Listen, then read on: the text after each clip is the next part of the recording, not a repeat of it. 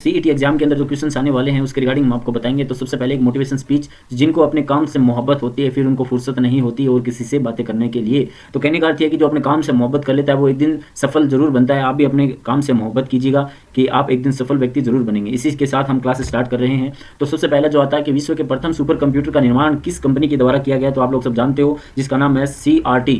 CRT जो है वो विश्व की सबसे पहली जो कंप्यूटर है, जो सुपर कंप्यूटर बनाया गया, जो दुनिया का सबसे पावरफुल कंप्यूटर के अंदर माना जाता है। ये भी आपको याद रखना है। भारत के अंदर जो CRC ये जो है सी इसका राइट आंसर रहेगा। और भारत के अंदर जो आप लोग सब जानते हो CDEC कंपनी के द्वारा माना जाता है कि जो जितने भी सुपर कंप्यूटर बनाए जाते हैं, centre for development advance computing, CDEC का पूरा नाम होता है। इतना आपको याद रखना है। IBM जो होती है वो इंटरनेशनल बिजनेस मशीन होता है, जो विश्व के अंदर सबसे ज्यादा कंप्यूटर के पार्ट्स बनाने के काम में आती है। तो इसका जो राइट आंसर रहेगा वो सी रहेगा। ये भी आपको याद रखना है। नेक्स्ट क्वेश्चन ये आता है कि सेकंड पीढ़ी के कंप्यूटर को विकसित कब किया गया, तो आप लोग सब जानते हो सेकंड पीढ़ी के जो कंप्यूटर बनाए गए थे 1956 से 1965 के अंदर बनाए गए थे, जो जिसका राइट आंसर रहेगा वो बी आंसर इसका सही है, आपको याद रखना है। नेक्स्ट क्वेश्चन ये आता है कि कंप्यूटर में कार्यक्रम के मुख्य चरण क्या होता है। समस्या की सूची बनाना, समस्या के चरणबद्ध करना यानी स्टेप बाय स्टेप करना, और रेखा चित्र द्वारा स्पष्ट करना, या उपरोक्त सभी। तो इसका जो राइट आंसर रहेगा वो उपरोक्त सभी रहेगा कि कंप्यूटर के अंदर जितने भी काम किए जाते हैं वो एक स्टेप बाय स्टेप किए जाते हैं और एक डायग्राम के द्वारा बनाए जाते हैं। तो ये भी आपको याद रखना है, ठीक है। उसके बाद में राइट आंसर इसका रहेगा डी रहेगा। ये भी आपको याद रखना है, ठीक है।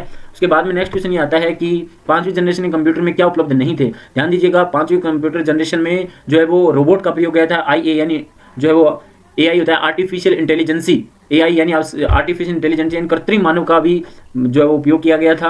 वैक्यूम ट्यूब जो होती है वो फर्स्ट जनरेशन में बनाई गई थी, ठीक है ना। और ये जो है वो फर्स्ट जनरेशन के अंदर सबसे बड़ा कंप्यूटर था आकार के अंदर, ठीक है। और उसके हार्डवेयर जो है वो जल्दी फेलियर हो जाते थे, याद रखना वो। और पांचवी जनरेशन के अंदर जिस हार्डवेयर का प्रयोग किया गया था VLSI, very large scale integration circuit, ये पांचवी जनरेशन का था, ठीक है ना। और IA यानी आर्टिफिशियल इंटेलिजेंसी, इसका आविष्कार पांचवी जनरेशन में किया गया था। तो इसका राइट आंसर वैसे सी रहेगा, ओके। नेक्स्ट क्वेश्चन ये आता है कि किस पीढ़ी के कंप्यूटर में ट्रांजिस्टर का प्रयोग किया गया था। आप लोग सब जानते हो सेकंड पीढ़ी के अंदर ट्रांजिस्टर का प्रयोग किया गया था, याद रखना। सेकंड जनरेशन में ट्रांजिस्टर का प्रयोग किया गया था, फर्स्ट में वैक्यूम ट्यूब का, और थर्ड के अंदर IC का प्रयोग किया, IC इंटीग्रेटेड सर्किट, और चौथी में VLSI का प्रयोग किया था, माइक्रोचिप का प्रयोग किया गया था। तो इसका जो राइट आंसर रहेगा वो बी रहेगा। नेक्स्ट क्वेश्चन आता है वैक्यूम ट्यूब का आविष्कार कौन से सन में किया गया था, यानी कब किया गया था। तो आप लोग सब जानते हो कि वैक्यूम ट्यूब जो होती है वो 1906 के अंदर इसका आविष्कार किया गया था, याद रखना। पहली जनरेशन का जो पार्ट्स जो हार्डवेयर था वो वैक्यूम ट्यूब ही था, इतना आपको याद रखना है। उसके बाद में आता है कि PDP का पूरा नाम क्या था। पर्सनल डिजिटल असिस्टेंट होता है PDP का पूरा नाम, ये भी आपको याद रखना, पर्सनल डिजिटल असिस्टेंट PDP, ठीक है ना। ये आप बहुत बार एग्जाम में आता है ऐसे क्वेश्चन। निम्न में से आकार में सबसे छोटा कंप्यूटर कौन सा है। ध्यान दीजिएगा, सबसे छोटा कंप्यूटर जो है वो आकार के अंदर जो होता है वो माइक्रो कंप्यूटर होता है। उससे बड़ा होता है वो मिनी कंप्यूटर, उससे भी बड़ा होता है मेन फ्रेम कंप्यूटर, और उससे दुनिया का सबसे पावरफुल कंप्यूटर होता है वो होता है सुपर कंप्यूटर होता है, याद रखना। तो इसका राइट आंसर वैसे भी रहेगा माइक्रो कंप्यूटर।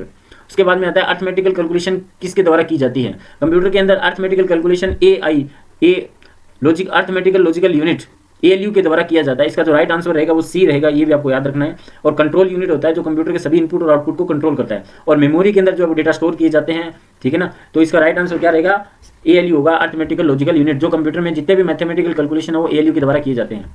विज्ञापन में उपलब्ध करवाने वाले सॉफ्टवेयर का पैकेज का क्या नाम होता है, तो वो एडवेयर होता है, एडवेयर, ठीक है ना। एडवेयर मतलब होता है जो विज्ञापन जो हम करते हैं सॉफ्टवेयर के द्वारा किया जाता है। स्पैम जो होता है, अवांछित मैसेज जो होते हैं कंप्यूटर के अंदर, वो सारे स्पैम कहलाते हैं, ठीक है ना। स्पाईवेयर होता है जो कंप्यूटर क्या करता है, आपकी जासूसी करने के सॉफ्टवेयर होते हैं, वो स्पाईवेयर में होता है। मालवेयर जो होता है वो कंप्यूटर के अंदर मेन फाइल को खराब करने के काम में आता है, मतलब मेन फाइल को खराब करते रहते हैं, ऐसे होते हैं मालवेयर। उसके बाद में आता है कीबोर्ड की जो कौन सी बटन जो है वो प्रारंभ में ले जा सकते हैं लाइन को, तो वो हमारा होता है होम की होता है। होम की के द्वारा हम कीबोर्ड में जो भी एंड में अगर कर्सर मूवमेंट कर रहा है तो हम प्रारंभ में ले जा सकते हैं। और स्केप का मतलब होता है कि किसी भी सॉफ्टवेयर से बाहर आना, स्केप बटन का यूज किया जाता है।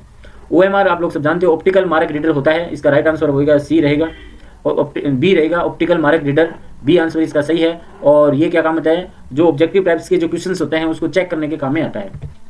इनमें से कौन सा एक इनपुट डिवाइस नहीं है, तो ध्यान दीजिएगा ऑप्टिकल स्कैनर, माउस और वॉइस रिकॉग्निशन, ये सारा जो है वो इनपुट डिवाइस है। CRT होता है वो आउटपुट डिवाइस है, और CRT का पूरा नाम होता है कैथोड रे ट्यूब होता है, ध्यान रखना, ठीक है। क्या नाम होता है, कैथोड रे ट्यूब होता है, ओके। और ये एक आउटपुट डिवाइस होता है। और उसके बाद इनमें से कौन सा उच्चतम गुणवत्ता वाला आउटपुट प्रदान करता है, वो प्लॉटर होता है। प्लॉटर का काम क्या होता है, बड़े बड़े फ्लैक्स निकालने के काम में आता है, जिसकी क्वालिटी बहुत अच्छी होती है, अच्छी गुणवत्ता के लिए मानी जाती है, याद रखना वो।